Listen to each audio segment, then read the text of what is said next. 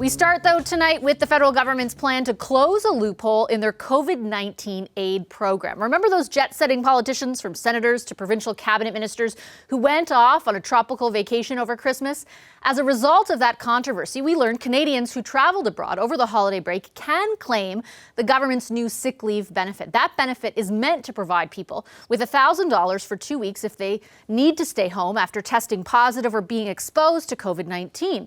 The feds now say they'll introduce legislation to plug the loophole. Carla Qualtrough is the minister in charge of that legislation. She's also the Minister of Employment, Workforce Development and Disability Inclusion. She joins us from Delta, BC. Hi, Minister Qualtrough. Good to see you. Thank you very much for making the time. Thanks for having me. How soon might we see the legislation that you announced today introduced? Will it be introduced as soon as the House is sitting again? Well, it's our intent to introduce it as soon as possible. So, of course, we have to work with the other parties, but it is definitely a priority for our government to get these changes made and through the House and through the Senate as soon as possible. What exactly are the changes? I looked through the press release today announcing it. I see that legislation will be introduced. I know the CRA's already amended the application to include a box about international travel. What will this legislation do that the amended application won't? Yeah, so basically right now the legislation has an eligibility criteria that would allow people who travel internationally for non-essential reasons like vacation to get the benefit. And so we're going to put in legislation, and I don't know the exact words because of course that's up to Parliament, but to basically render ineligible anybody who has to, upon returning to Canada, quarantine for 2 weeks. So basically, if you check that box on the application, which now exists, you cannot access that benefit. Right. And it'll be determined through whether or not the public health agency has required you to quarantine, because that's the lens for eligibility that we've determined is the most effective and efficient, is to use our existing system where fact determines non-essential versus essential work. If you're told to quarantine, you will no longer be eligible for this benefit. So why do you, if the application's already amended, why do you need to change the legislation? I'm wondering. Well, because right now we don't have legislative authority to actually process applications using an ineligibility criteria. So basically the way CRA has written it, as I understand, I don't have the wording in front of me, is to tell people, to put them on notice that they can apply, but if the legislation goes through and as of January 3rd, we make it retroactive to that date, they won't be eligible anymore.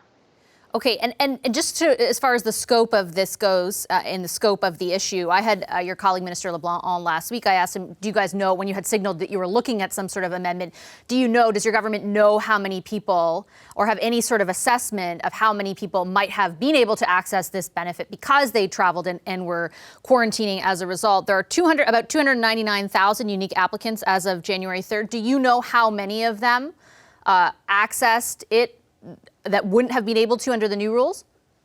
Yeah, good question. So we know how many unique applicants there are each week. So for the last week of December, for example, there was 19,000 applicants. I can't tell you for what purpose they became eligible. So maybe they had COVID, maybe they were asked to self-isolate at home, maybe their employer sent them home to get a test. So there would be a number of reasons, and I couldn't tell you based on the current application data that we have who's eligible, under what eligibility criteria they actually are receiving the benefit. So no, what I can tell you though is that we have a pretty good sense that there hasn't been a surge in applications for this benefit yet.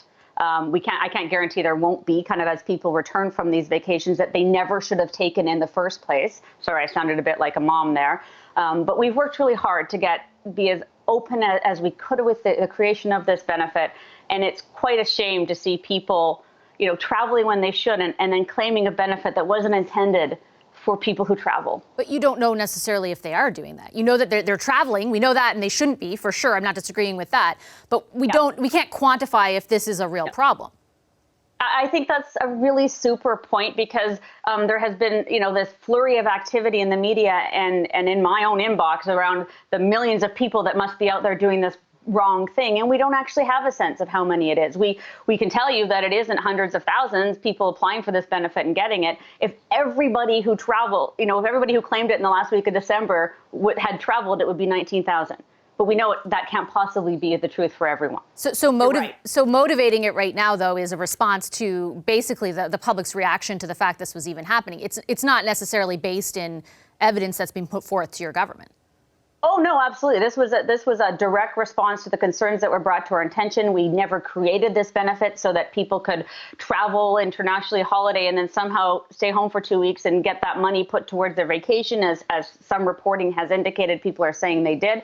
It's quite offensive, right? It's offensive to our essential workers, to our families who are mourning loss of loved ones, to people who are sick now. This was for workers who, so they didn't have to make this tough choice, so that we could make it a little easier for them to stay home if they're sick or quarantine or self-isolating. Not for people going to Cuba for holiday. Hi, I'm Vashi Capellos, host of Power in Politics. See more of our show by subscribing to the CBC News channel or click the link for another video.